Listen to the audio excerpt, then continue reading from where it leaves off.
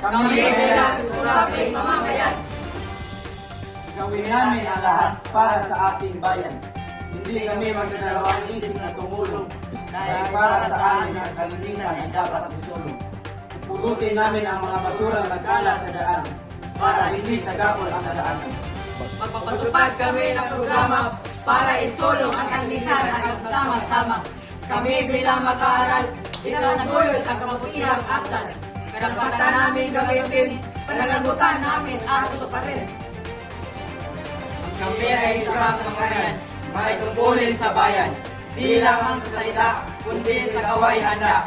Kaya halina at magtulungan mga kaibigan upang mag-aayos ang ating kapaligiran.